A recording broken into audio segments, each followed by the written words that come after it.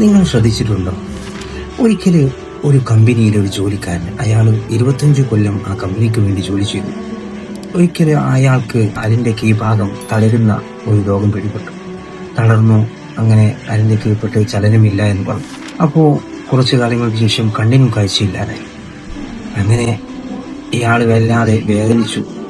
ആളുകൾ ചോദിച്ചു, കമ്പനിയിൽ നിന്ന് ഒഴിവാക്കിയിട്ടാണല്ല, ഇത്രയും കാലം ഒട്ടും എനിക്ക് കിട്ടിയിട്ടും ഒരു തവണ പോലും ആ കണ്ണുകൊണ്ട് ഞാനൊന്ന് ഖുർആൻ നോക്കിയിട്ട് പോലും ഇല്ലല്ലോ എന്നത് ആലോചിച്ചിട്ട് ഞാൻ കരഞ്ഞതാണല്ലോ. ഇന്നത്തെ അവസ്ഥയിൽ ഖുർആൻ പാരായണം വളരെ കുറഞ്ഞുകൊണ്ടേയിരിക്കുകയാണ്. ഖുർആൻ പാരായണത്തിൽ വളരെ പിന്നിലായിക്കൊണ്ടിരിക്കുകയാണ് മുസ്ലിമീങ്ങൾ. അപ്പോൾ ഇന്ന് ഖുർആൻ, ഒരു കാലത്ത് നമ്മളായിരുന്നു മുന്നിലുണ്ടായിരുന്നത്. ഖുർആൻ പാരായണത്തിൽ നമ്മൾ മുമ്പന്തിയിലായിരുന്ന നമ്മൾ ഇന്ന് പിറകിലാണ്. ഖുർആൻ പാരായണം ചെയ്യുന്നത് വളരെ കുറവായിരിക്കുന്നു. പള്ളിയിൽ ഖുർആൻ കൂടിക്കൊണ്ടേയിരിക്കുകയാണ്. ഖുർആന്റെ അളവ് കൂടിക്കൊണ്ടേയിരിക്കുകയാണ്. ദിനം പ്രതി ഓരോ പ്രതികളായിട്ടും മരിച്ചവര് വഖഫ് ചെയ്യുന്നതും അങ്ങനെ പല ജാതി ഖുർആൻ കൂടിക്കൊണ്ടേയിരിക്കും. പക്ഷെ ഓതാൻ ആളില്ല.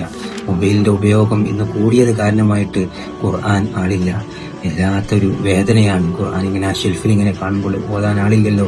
പൊടി പിടിച്ച് ഇങ്ങനെ അതിങ്ങനെ നിൽക്കുമ്പോൾ പടച്ച റബ്ബേ, ഒരു കാലത്ത് മുമ്പന്തിയിലായിരുന്ന ഖുർആനെ ഇന്ന് തിരിഞ്ഞു നോക്കാൻ ആളില്ലല്ലോ എന്ന് കാണുമ്പോൾ വല്ലാത്ത വേദനയാണ്.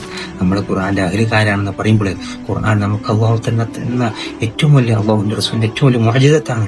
ആ മുഅ്ജിസത്ത് നമ്മൾ നിസ്സാരമായി കാണരുത്. ഖുർആൻ ഓതുന്ന ആളുകളാവണം, അതിനെ സ്നേഹിക്കുന്ന ആളുകളാവണം.